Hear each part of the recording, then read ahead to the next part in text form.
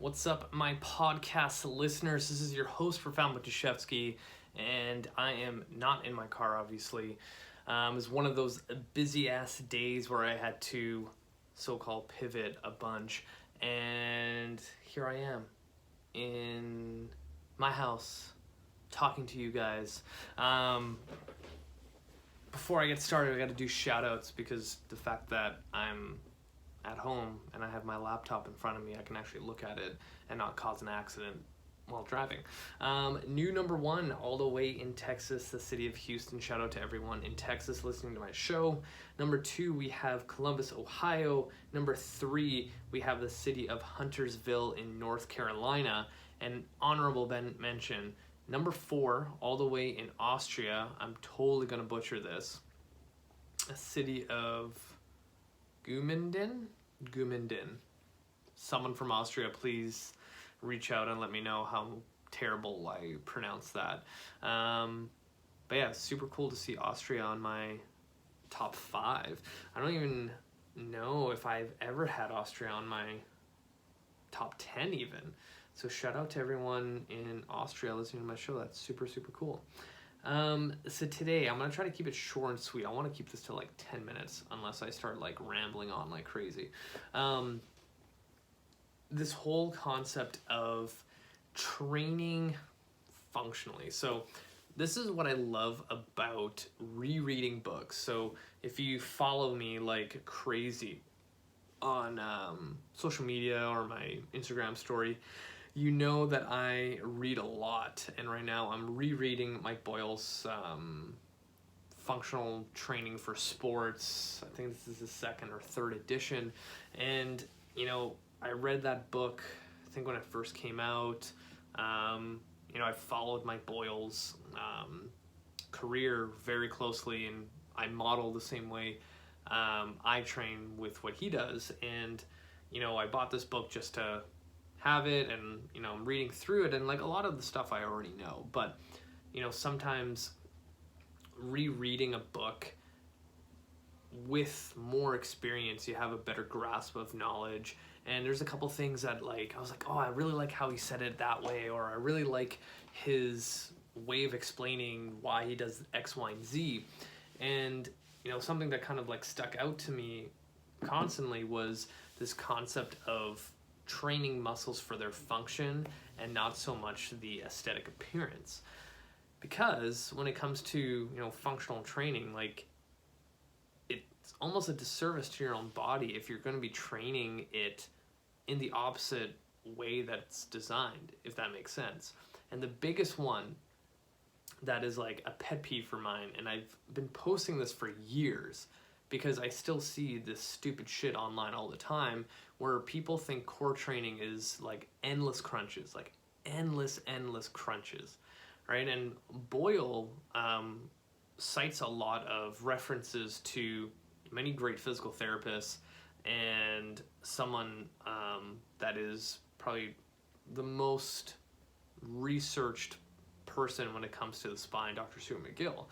And every single one of them, when they talk about the musculature around your spine, aka your core, your six-pack muscles, whatever you want to call them, they all say the same thing, that all those muscles are designed to prevent motion and stabilize the spine against motion. It's like literally will resist any kind of rotation, flexion, extension. That's what they're designed for. So if you are training those muscles into flexion, meaning you are doing countless crunches, you're literally training those muscles to be weaker. And when you think about it too, what we do all day, especially now with COVID, is we literally sit in a forward flexed position, making those stabilizers around our spine even weaker.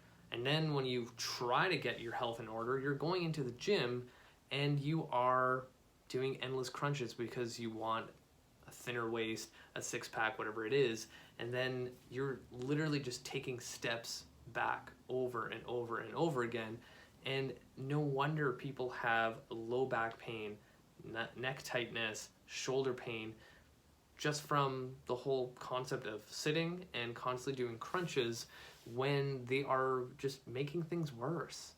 You know, if you literally look at the long list of anatomy of, you know, muscles that surround the spine, they are able to flex your spine, but that's not their main focus. If you think about all those little muscles that are responsible for keeping your back happy and safe, it's to resist motion.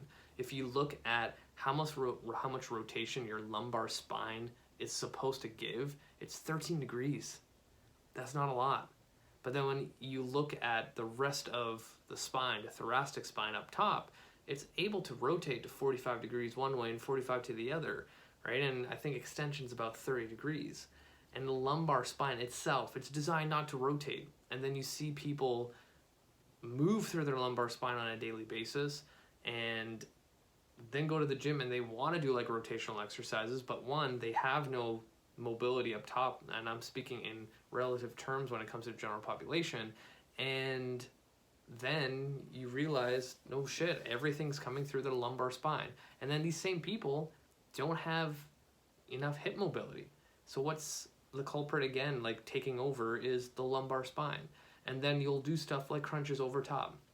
You're literally training yourself non-functionally, and I don't really like that word because now it's associated with like you have to be in a fucking Bosu with one leg and like doing weird shit, and that's just not what functional training is.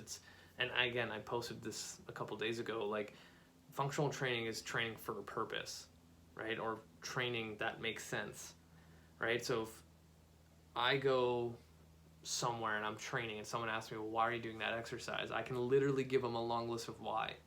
And I think that's where people need to get to. And the one interesting thing that I've noticed in my career is that clients are getting smarter. They are asking why. Why am I doing this exercise? Why are we doing these exercises back to back? Why is my warm-up this long? Why do I not stretch after I work out? Why should I stretch like on and off? Like all those kind of really specific questions where I remember when I first started in the industry, you tell a client, this is the exercise, they're like, okay. They don't like think any of it. They just do it. But now I think the general population are a little bit more educated, and now they want to know why. And for me, I'm kind of excited about that because there's a lot of bullshit trainers out there.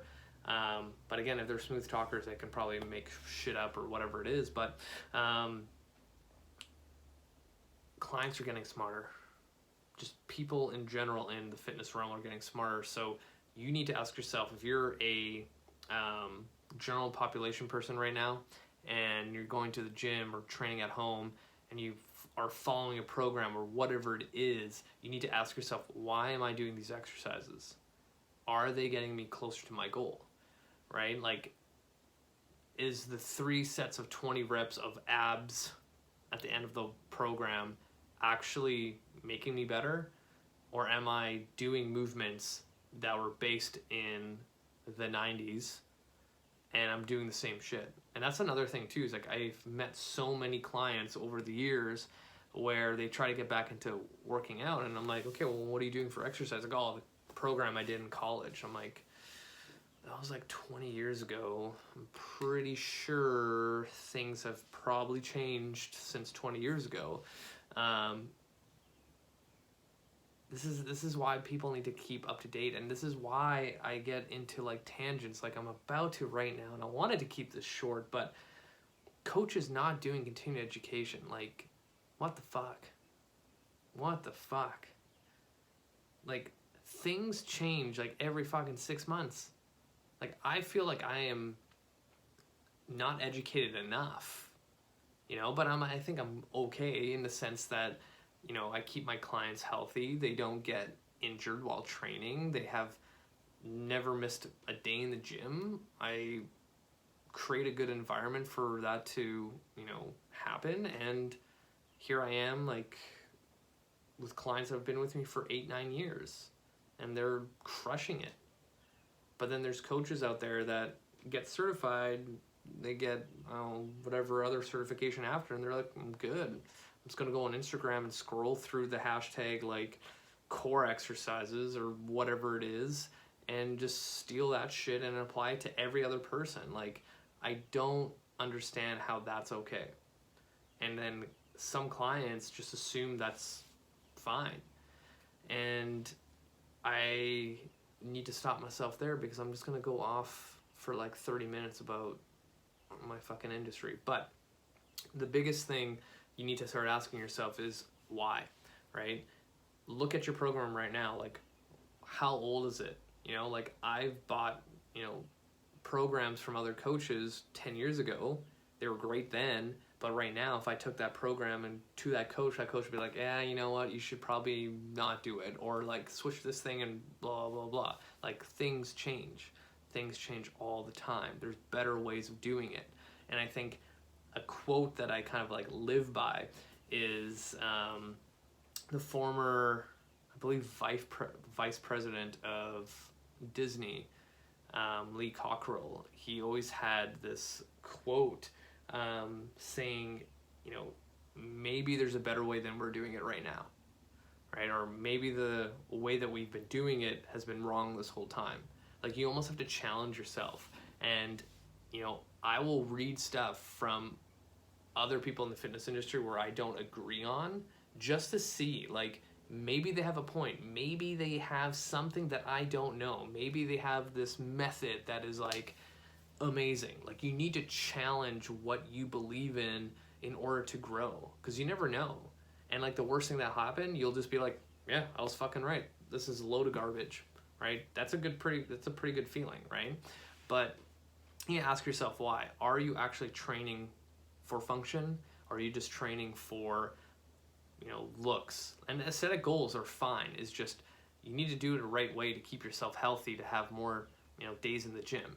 So I'm going to leave it there before I ramble on. But thank you so much for listening. You guys are amazing. Hit the show notes. Add me on Facebook.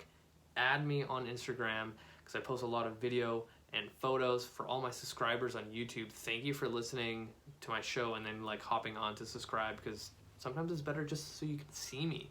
And for those who are listening on my podcast, 100% hit the show notes and subscribe to my channel, because I have a lot of videos on there. I think I'm close to 2,000, and this weekend I'm going to be filming a lot more exercise tutorials, because I'm almost done editing my book, and I really hope I can release it this summer. So stay tuned for the Ironclad Body Training System Volume 2.